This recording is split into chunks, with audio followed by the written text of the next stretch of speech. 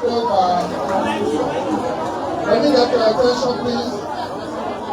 I'm really thrilled by the talents and skills you guys have demonstrated. As I saw the young children sing, I'm like, there are so much talent in this country. We just need a serious president that would create an opportunity for those talents to be expressed. And as I listened to the girl who was the host, I was inspired, almost like somebody on CNN or BBC, reading the news. All of these talents, these young children will graduate from school, they will struggle, go to university, and then in the end, no job. And they get so disappointed and consumed by hopelessness. Many of us come from nowhere. I remember in Buchanan when I reached 9th grade, I dropped out of school for about 2 years. My mother couldn't afford it. As clever and bright as I was, no money to go to school. 2 years later, my foster grandmother volunteered to help me. And from Buchanan, I had to go to LTR in Bofa, Salaye, to finish up from 10th grade to 12th grade. And I was one of only students that challenged government exam that year to say some of the answers in government exam were wrong for some of the questions they provided. And we have lots of those kinds of students in our midst. Very bright. Last year, lots of students graduated from university. No job. All of the money government spends goes on government ministries and agencies. And so many of you, if they ask you what you want to be representative. You want to be senator. You want to be minister, assistant minister. Why? Because the assistant minister had no house. As soon as he became assistant minister, the guy has a house. He has a car. The representative's stomach starts to grow overnight. Rich man syndrome catches him. Big God. So you see that, and you're like, but I want to be representative. And so every one of you now begin to learn the art of lying with the politics just to be representative and senator. We need to change that. Because we cannot have everybody being representative, senator, and minister. Any country in which there are more public officials and that wealth is the only public service, is the only means by which wealth is created, that country is doomed. Because everybody cannot be. How many public offices can you have?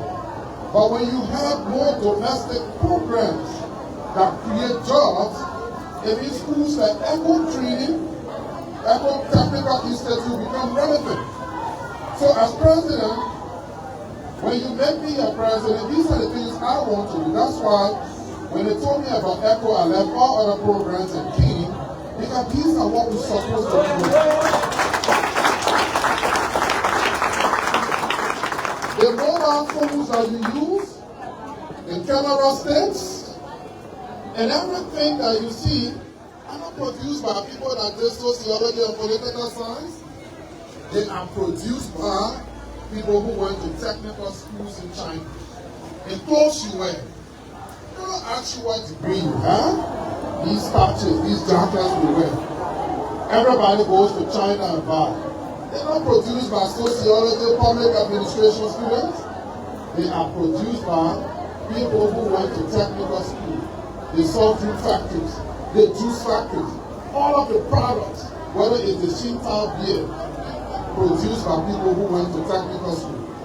As our population grows, we need to focus on technical education. And we need to spend our government money not on feeding government ministries and agencies, but on creating local jobs. The reason why every time government officials travel to other countries, trying to invite investors, the reason why they don't get investors is because the investor, anybody that wants to invest in your country will look at some dynamics. First thing, what is the purchasing power of that country? If I go and open a factory to sell, say, water or soft drink, how many soft drinks will I sell per day? what's going to be my operating cost? The quantity of soft drink I'm going to sell, is it enough to support profitability on my operating cost? If it is not enough, Liberia is not where I want to go. So when you talk about investment, countries like Ghana, Cote d'Ivoire, Nigeria, Togo in West Africa attract more people because the numbers there are attractive. So sometimes people say to me, oh, why you went to this country to start that business? The money that I borrow from the banks are not my money. When you take Liberia's need, it's not an attraction. Purchasing power is weak. Why?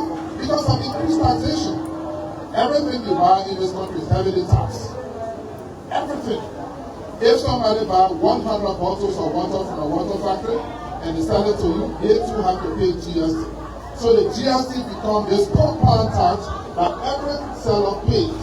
And so if you make $250, you have basically no purchasing power. It's wiped out.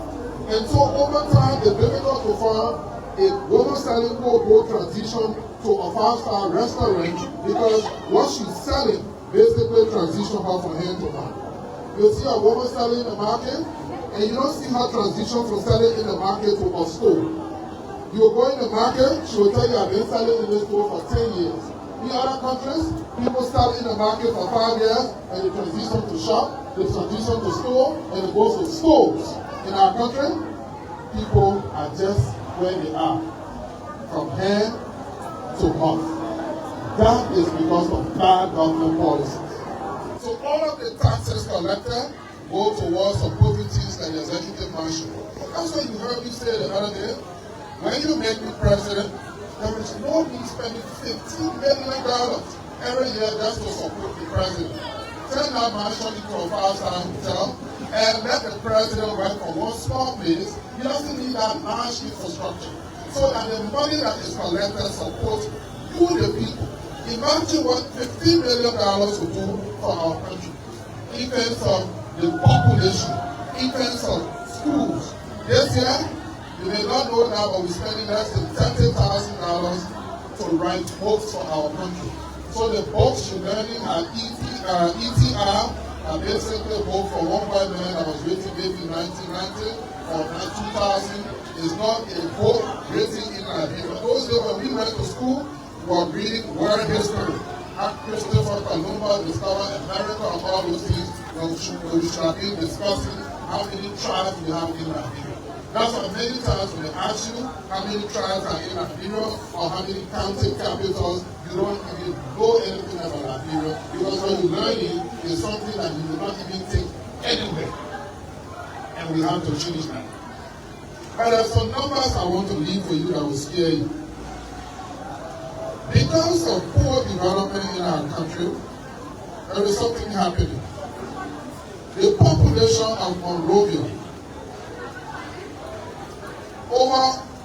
from 2008 to 2022, Monrovia grew by 1,100,000.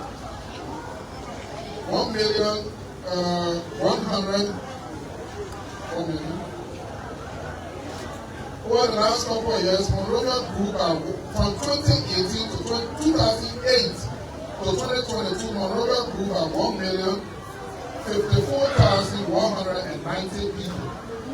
So by 2022, our population in Monrovia alone was 1,678,000.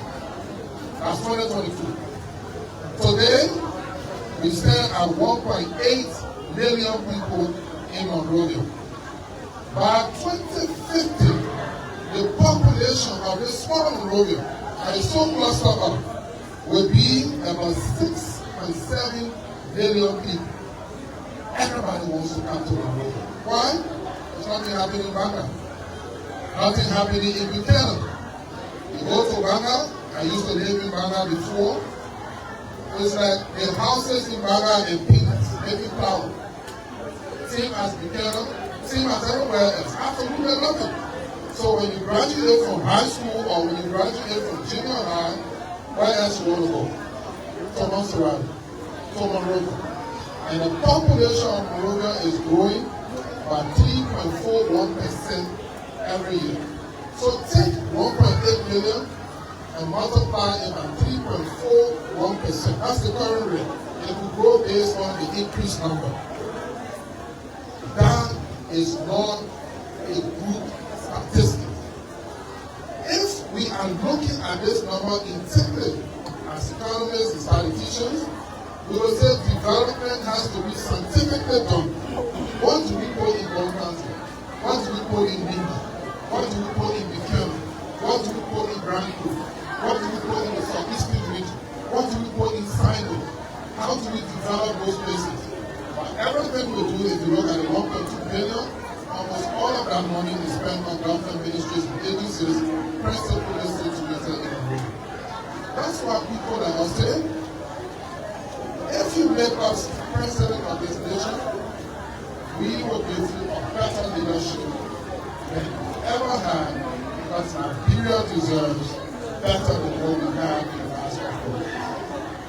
And that brings me to the current leadership. You've been elected. I will urge you not to learn from the current types of leadership we have in our country, where the priority are self and not the people. We encourage you to prioritize the students. And I like the freedom of speech.